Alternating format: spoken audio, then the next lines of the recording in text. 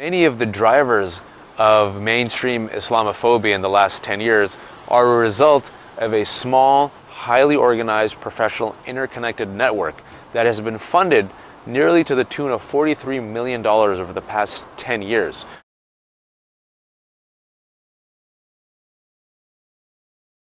$43 million from a group of 7 funders over a period of 10 years has been poured into what we call the Islamophobia network, which has been responsible primarily for manufacturing these anti-Muslim, anti-Islam talking points that were once considered fringe rhetoric but now have been mainstreamed due to the help of mainstream media, grassroots organizations, several think tanks, blogs, and political personalities.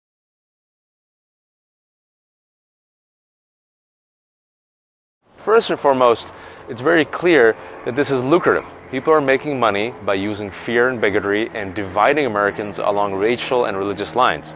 This, unfortunately, is nothing new. It happened with Jewish Americans, Irish Catholics. It happened during McCarthyism. Secondly, I think some of these individuals definitely have what we'd call a radical anti-Muslim agenda. So we see some of these people have a really deep-seated, bigoted, hateful rhetoric and hateful attitudes towards Islam and Muslim Americans. So all of these, individuals, they have different motivations.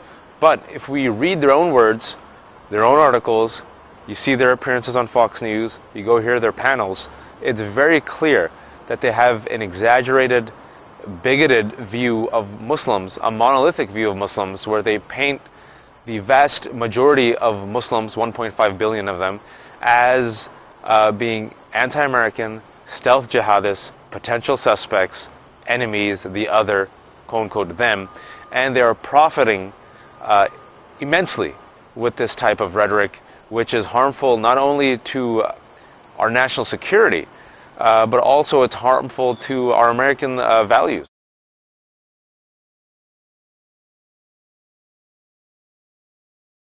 Unfortunately, this is nothing new in American history. This is what I call a repeat, a remake. And the characters now, instead of being Jews, instead of being Irish Catholics, instead of being African Americans, instead of being Japanese Americans, they happen to be Muslims and Arab Americans. But, America is a resilient nation. It's part of our, if you will, multicultural DNA, that somehow we always regain our moral compass. Somehow there comes a point where people say enough's enough, and people realize that they're forgetting and betraying the core values of this nation that unite us. Pluralism, inclusivity, diversity, freedoms and rights.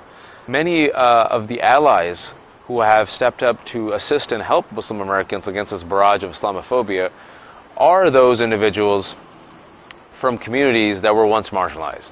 So the first group, really, in the wake of 9/11, that came and offered assistance was Japanese Americans, because they said, listen, we've been through this before and we want to make sure that doesn't happen again to anyone else.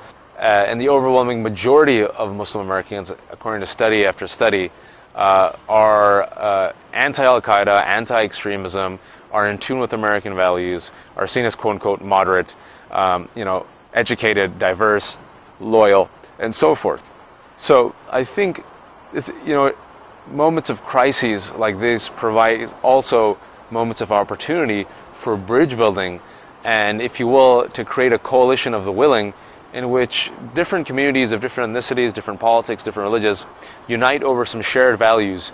And they realize, quite honestly, in the 21st century in America, the only way forward as a country is by moving forward together. There's no other way to do it.